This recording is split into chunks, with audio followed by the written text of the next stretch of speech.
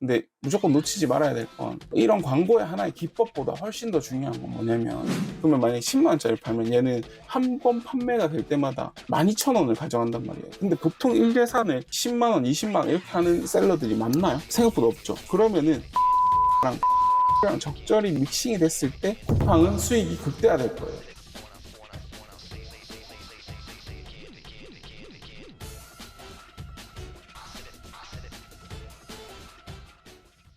저는 그러면 이 상황에서 어떻게 운영하고 있는가 대표님들이 궁금하실 거잖아요. 제품 런칭과 광고 시작 세팅법이 있을 거고, 그 다음에 운영하는 방법이 있을 거예요.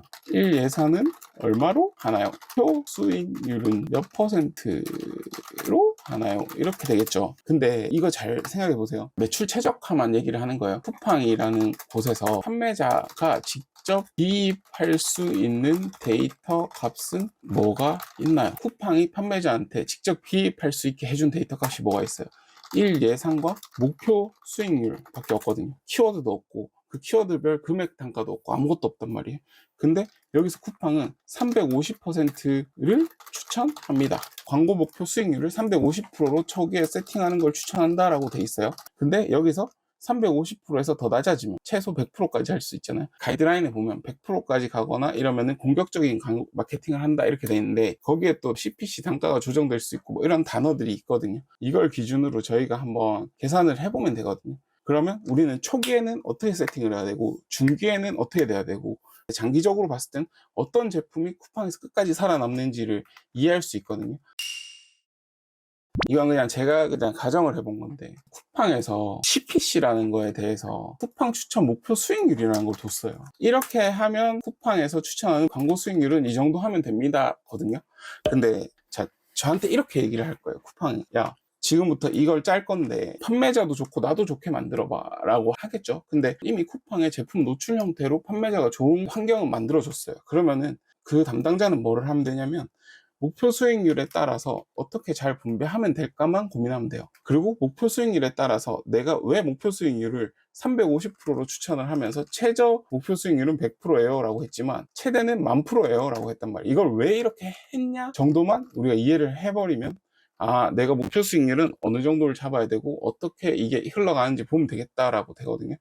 저는 이렇게 가정을 해본 거예요. 목표 수익률이라는 걸 어떻게 봤냐면, 쿠팡 추천 목표 수익률 350%를 설정하면 시장의 CPC 단가를 따라간다라고 보는 거죠. 왜냐면 이렇게 가이드라인에 보면은 목표 수익률을 높이고 낮춤에 따라서 CPC 단가가 조정될 수 있고, 그거에 따라서 1 예산이 뭐 어떻게 움직이고 이런 내용들이 있으니까요.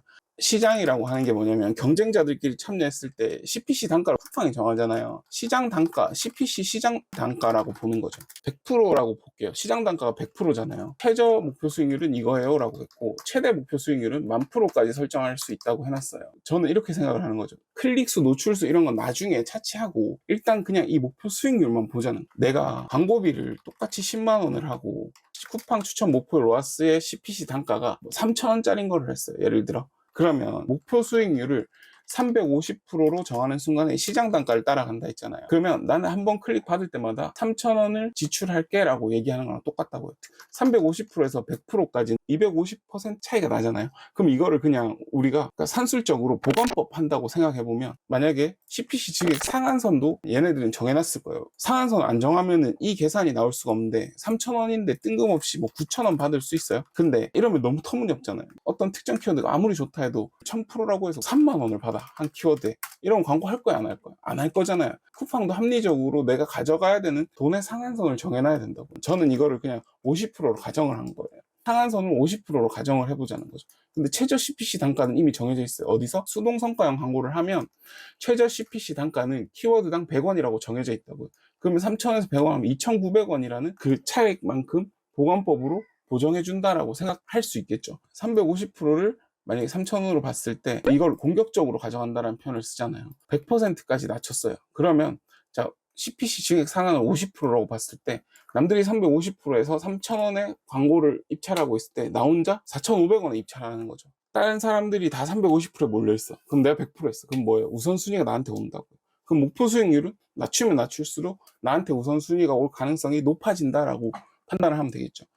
근데 왜 판매자의 설정 목표 수익률을 시장 단가의 350%로 해놓았을까라고 생각을 해보시고, 그리고 그러면 반대로 하한값도 250%포인트 차이가 나잖아요. 250 차이가 난다고 했을 때 그럼 여기도 250 더해서 대충 한 광고 상한가도 끝내주면 되는 거 아니야? 이거 촘촘하게 박히는 거 아니야? 이렇게 생각을 할 거잖아요. 보세요. 예측 단가를 그냥 그래프로 그려보자는 거죠. 여기가 중심이잖아요. 350% 구간에서 3,000원이라는 걸 가져가게 돼 있다고요. 근데 한 칸이 증가할 때마다 기울기가 극대화돼 있죠. 쿠팡이 가져갈 수 있는 단가가 요만큼의 차이가 난다고요. 여기에서 이만큼. 그러면은 광고 수익률을 조금만 더 높이더라도 많은 금액의 차이가 펑펑 나게 돼 있죠. 근데 이건 보세요. 내려가는 건 여기서 여기까지예요. 50% 조금 내리고 100% 조금 내리고 이렇게 해서는 금액 차이가 그렇게 크게 안 난다고요. 만에서 350%를 빼면 9,650%거든요. 쿠팡이 원하는 건 뭐냐면 공격적으로 가져가는 사람한테는 돈을 빠르게 빼내고 밑으로 내려가고 싶은 사람한테는 여기서 큼직큼직하게 안 내리는 이상 그렇게 크게 차이가 없이 단가를 계속 조정하고 싶었던 거겠죠. 쿠팡 입장에서 보면 아 얘네들이 왜 하한 값을 촘촘하게 배치해놨는지를 알 수 있죠.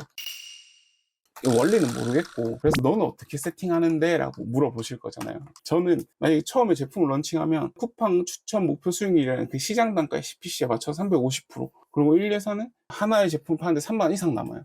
그러면 저는 그 제품을 한 개 팔았을 때만큼 하루 예산을 설정하거든요. 다 이렇게 막 적나라하게 이해하지 못하지만 하나 판매하는데 상품 만약에 예를 들어 10만 남아요.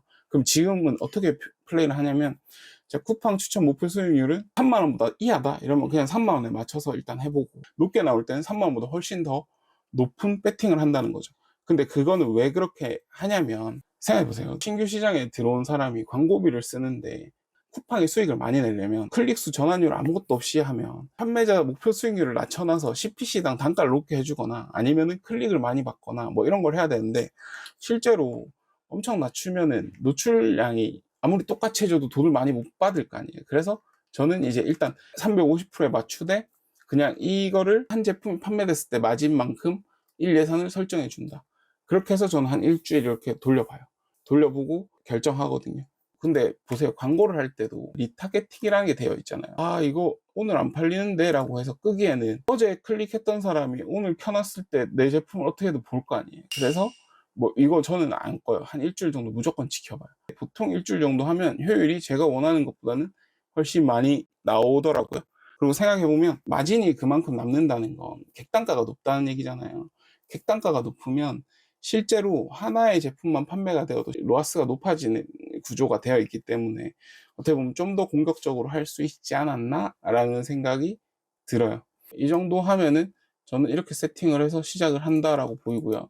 그리고 여기 할 때 한 개 더 하는 건 광고 만들기에 가보시면 캠페인 이름이나 이런 거 정할 때 저는 어떻게 하냐면 만약에 제가 쌀을 판다 쌀이라고 적고 매출 최적화니까 매체 광고 방법을 적고 그 다음에 예산 금액을 적어 놓고 그 다음에 저는 BP 로아스라고 손익분기점을 넘어가는 로아스라고 표현하는데 BP 로아스라는 걸 적어 두거든요. BP 로아스는 350%예요 라고 해서 이걸 보면 1예산이 3만 넘어가는 건 아 이거 하나 팔면 얼마 남는구나 이 정도를 볼 수 있겠죠. 대략 이렇게 적어두고 손익분기점이 넘는 이 BEP 로아스는 350% 정도다 라고 해서 그냥 바로 광고 그 캠페인을 봤을 때 인지하게끔 하고요. 동료일은 당연히 없음으로 두는 거고요. 수동 상품 설정에 매출 최적화를 갈 건데 여기서 또 하는 건 뭐냐면 목표 수익률 만약에 뭐 3만 원 적을게요. 3만 원 이렇게 돼 있을 때 예산 자동 규칙으로 저는 하거든요. 3만 원을 쓰더라도 15,000원 써요. 예를 들어 15,000원 쓰고 95%가 사용되었을 때 1예산에 직접 입력으로 해서 100%를 증액해 줍니다. 이런 식으로 해요. 왜냐면 시스템 의존해서 봤을 때 저는 무슨 생각을 한 거냐면 처음에 돌아가서 광고 안 돌아갈 수도 있고 뭐 이렇잖아요. 근데 6시 이전에 95%를 사용하면 얘가 15,000원을 더 벌 수 있대. 그러면 저는 어차피 쓰는 돈이 3만 원인데 그냥 3만 원을 설정한 사람이랑 몇 시 이전에 무언가가 사용됐을 때 더 증액을 한다는 사람이랑 제가 봤을 때는 이쪽에 더 가중치를 조금 더 줄 것 같거든요. 금액이 똑같다고 하면 뭐 어떻게 보정을 하겠지만 첫 번째로는 그런 생각이 있어서 그냥 그렇게 하는 거고 두 번째로는 뭐냐면 제가 여기를 3만 원으로 세팅해 놓고 다 소진돼 버리면 우리가 잘 알 수가 없잖아요. 뭐 메일링 하거나 이렇게 하면 알 수는 있는데 잘 알 수가 없잖아요. 근데 15,000원으로 세팅해 놓고 이 예산이 다 소진되면 우리가 이렇게 증액을 하잖아요. 증액을 하면 저한테 메일이 오거든요. 메일이 오게 돼 있어요. 알람이 와요. 알람이 오면 15,000원이 대충 어느 시점에 써졌구나라는 거를 알 수 있잖아요. 그러면은 시장이 내 제품을 얼마나 컨택하고 있구나를 알 수 있게 되는 거고 그러면 나는 여기서 예산을 더 증액할지 아니면 로아스를 높일지 아니면 키워드를 정리해서 시간을 늘려볼지 해서 하루 종일 내 광고가 돌아갈 수 있게 하려면 얼마가 필요할까라는 거에 대한 계산을 조금 더 빨리 할 수 있다고. 이게 제일 중요한 것 같아요. 새벽에만 다 돌아가고 끝나는 것도 별로 안 좋은 것 같고, 하루 종일 돌려봐야지 쇼핑의 피크 타임도 있고, 그가 골든 타임이라고 하는 그 시간도 있고 아닌 시간도 있는데, 이거를 딱 어떤 특정 시점에 싹 돌려보고 끝낸다, 이것도 아닐 것 같아요. 그래서 하루 온종일 돌려보고 그거를 일주일을 루틴하게 돌려봤을 때 이제 이 결과물을 얻는 게 가장 중요할 것 같다 해서 저는 이렇게 세팅을 합니다. 자, 운영할 때 방법은 어떤 게 있냐면, 키워드 정리도 될 수 있고 일예산 변경이 될 수도 있고 뭐 여러 가지가 있잖아요. 이러한 변화들이 있을 때 저는 무조건 이거를 일자별로 기록해 둡니다. 기록해 두고 뭐를 하냐면, 나로 인해 변화를 발생시킨 시점부터 노출량의 변화가 따르는지 일정 기간 체크합니다. 내가 만약에 3만원 쓰고 있었는데 6만원 올렸어요. 그럼 2배를 올렸잖아요. 그러면 이때 노출량은 어떻게 돼요? 2배가 돼야 되죠. 내가 원하는 결과는 2배 이상이 되는 걸 원하잖아요. 근데 내가 만약에 광고비를 2배 증액했는데 노출량이 그렇게 안 따라온다 이러면은 더 조정을 하거나 뭐 키워드를 바꾸거나 이런 액션을 하기 위해서 그렇게 하고요. 그리고 키워드 정리했을 때 특히 더 많이 보는데, 왜냐면은 어떤 특정 키워드를 정리함으로 인해서 특정 텍스트를 정리함으로써 발생하는 결과물에 대한 판단을 할 수가 없잖아요. 그러면 우리는 이거를 보려면 계속 뭐 노출량, 전환수, 클릭수 이런 걸 봐줘야 되는데, 거기서 노출수가 현격하게 줄어들었어요. 그 말은 뭐냐면, 내가 지웠던 키워드 안에서 노출을 메인으로 발생시키고 있던 어떤 키워드가 있다는 거죠. 그러면 그 키워드를 찾아서 다시 뭐 삭제를 하거나 이렇게 해줘야 될 거잖아요. 그래서 결국 중요한 건 뭐냐면, 일자별로 기록하고 그거에 따라서 노출량이 변하는지 이런 걸 테스트를 계속, 그러니까 일자별 데이터를 보고 계속 트래킹을 한다 정도로 봐주시면 될 것 같아요. 쿠팡에서 하나만 더 알려드리면, 시점별 중요한 포인트는 무엇인가요? 라고 물어볼 거잖아요. 근데 저는 이렇게 초기랑 중기, 장기로 나눠볼게요. 초기엔 당연히 1 예산을 높이면 높일수록, 그리고 목표 광고 수익률을 낮추면 낮출수록, 궁극적으로 할수록, 이러면 노출될 확률이 높아진다. 이게 맞겠죠. 쿠팡은 광고를 통해서 어떻게 수익을 발생시키나요? CPC가 있고요. 판매 수수료가 있단 말이죠. 생각해보세요. CPC 단가가 되게 높아도 판매 수수료가 거의 10.8%, 대충 12% 칠게요. 만원짜리 팔면 1,200원 나거든요. 그러면 만약에 10만원짜리 팔면 얘는 한 번 판매가 될 때마다 12,000원을 가져간단 말이에요. 근데 보통 1예산을 10만원, 20만원 이렇게 하는 셀러들이 많나요? 생각보다 없죠. 그러면은 CPC 단가랑 판매 수수료랑 적절히 믹싱이 됐을 때 쿠팡은 수익이 극대화될 거예요. 광고비만 엄청 다 빨아가고 판매가 일어나지 않으면 나도 안 좋은데 쿠팡도 안 좋다고요.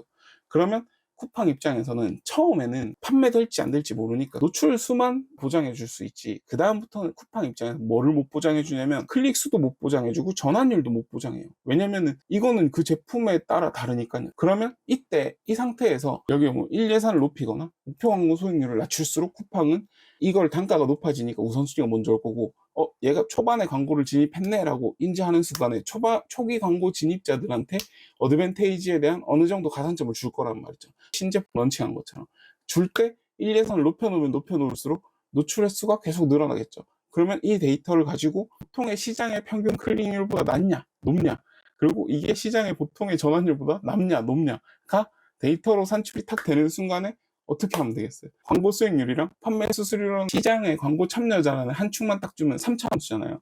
3차 함수만 만들면 누구를 제일 먼저 등록시켜줘야 되는지, 누구를 제일 먼저 노출시켜줘야 되는지가 명확하게 구분이 된다는 거죠. 제가 데이터 분석하는 사람 입장에서 봤을 때 쿠팡은 1주일에서 2주일이 필요하다는 게 뭐냐면, 실제로 네 상품을 1, 2주 동안은 그냥 내가 신규 점수 주고 버퍼 줘가지고 노출시켜 줘볼게. 대신에 너 클릭을 제대로 못 받는다거나 아니면 전환이 제대로 안 된다 하면 1, 2주 안에 나가리 될 수 있다 라고 표현해 주는 거랑 저는 똑같다고 생각하거든요. 저는 이렇게 생각하고 있기 때문에 초기에는 1 예산은 어느 정도 마진이 확보되면 높이고 목표 광고 수익률까지는 최소한 한다 라고 보시면 될 것 같고, 중기 장기에는 결국에는 클릭 수랑 전환수라는 게 있을 텐데, 여기서도 전환율이라는 게 중요할 거잖아요. 2단계까지 오면 상세 페이지라는 게 얼마나 중요하고 왜 내가 상세 페이지를 잘 가공해야 되고 꾸며야 되는지에 대해서 알 수 있게 된다는 거죠.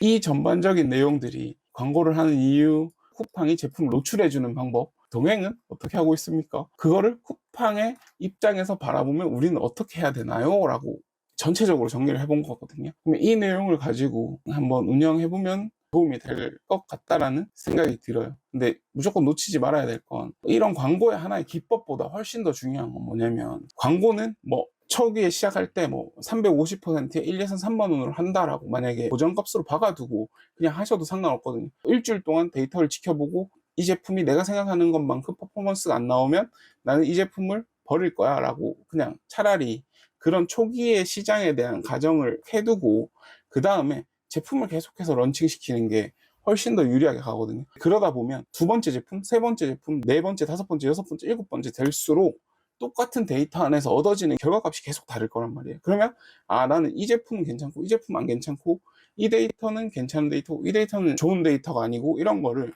내가 가지고 있는 제품 안에서 다 퍼포먼스가 다시 보일 거란 말이죠. 이거를 위해서 광고나 이런 걸 꼭 하셔서 이제 매출이나 이런 거를 극대화시키면 좋을 것 같고, 이러면 쿠팡 광고에 대한 전반적인 이야기를 다 해본 것 같아요. 뭐 여기에 댓글에 실제로 어떻게 세팅하는지 한번 보여주세요, 뭐 수동 성과형을 어떻게 하는지 보여주세요, 뭐 이렇게 하면 또 다른 이야기들도 한번 정리해서 해보도록 할게요.